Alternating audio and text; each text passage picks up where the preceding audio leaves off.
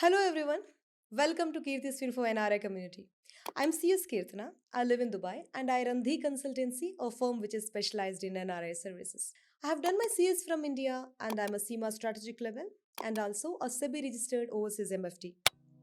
Every week I try to bring you a complex NRI topic, but today it is different. We are not going to talk about NRIs. But we are going to talk about a different concept about people who are holding not Indian passport or Indian citizenship, but they are holding foreign passport or citizenship, yet get special privileges in India because their ancestors were having Indian roots. Yes, you guessed it right. They are called OCIs or Overseas Citizens of India. So stay tuned till the end. When we analyze about Indian taxation or investment related matters, we keep referring to two important states, that is NRIs and OCS. An NRI is a person who is staying outside India for employment or business or for any other purpose but still holding Indian citizenship. It's only residential status which differs here. We had covered who is NRI in this video. If you didn't watch, please have a look. OCIs are different from NRIs. You need to know why and how they are different. This will help you in correctly declaring the status in any filings that you're doing in India. So why to wait? Let's start.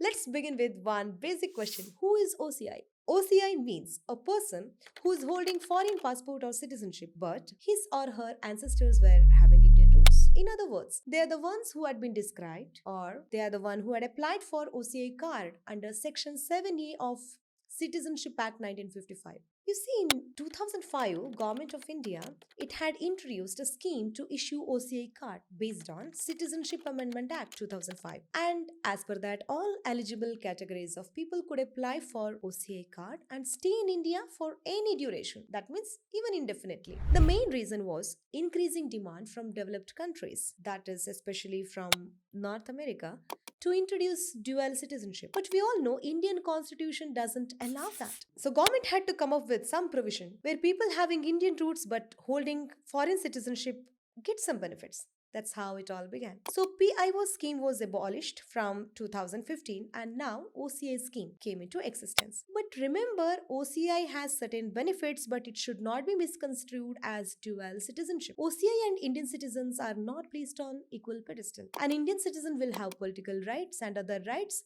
which are conferred to him by Article 16 of Indian Constitution, which are not available to OCIs. To sum up, OCI, it is just an immigration status with some benefits. This brings us to the next question. Who is eligible to apply for OCI status or card? There are many conditions. They are people who were living in territory which became part of independent India in 1947, or who were citizens of India at the time of our constitution when it was formed. Moving to the next, children or grandchildren of above mentioned categories, and remember, even the spouse of an OCI who is holding this OCI card with foreign citizenship can apply. Where is the link? It is in www.passport.government.in/OCI. As per MOHA website, within 30 days, OCI card is given if all necessary information and documents are submitted. Now that you know how to apply for OCI card, there should be some benefits conferred to the people who are applying for the card, right? So let's take up the next questions. What are the benefits that OCIs can enjoy? What are the pros and cons of holding OCI card? The main benefit of OCI status is people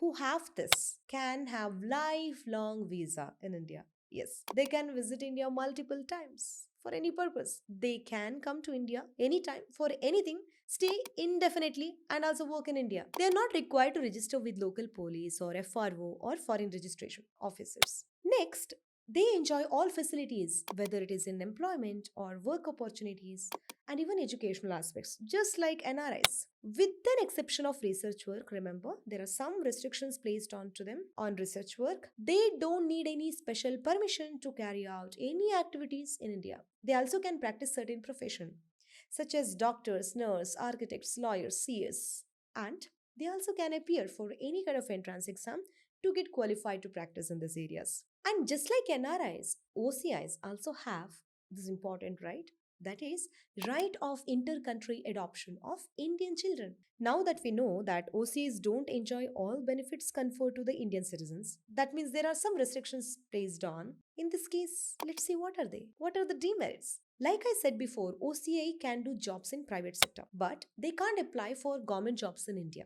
They also can't buy agricultural properties or farmhouses in India. And remember, this is for the fresh purchase. I'm not including inheritance here. And it is also not applicable in case if the property is commercial or residential. That means OCI can hold or buy commercial real estate. Just to remind you, even NRIs are not allowed to purchase agricultural land in India, just like OCIs. Let's examine one more important issue here. Can OCIs sell inherited properties? Of course, yes. OCIs can hold, buy, sell immovable property without RBI approval, subject to certain legal compliance, and their right is equal to that of NRIs. NRI or OCI can acquire property by way of gift or purchase the immovable properties other than agricultural land from an Indian resident. Remember, it is from Indian resident or a relative which is defined in section 2 clause 77 of Companies Act. So OCIs can inherit properties, and remember, it is possible to repatriate the soil proceeds of the properties up to the ceiling limit of 1 million US dollars in a financial year.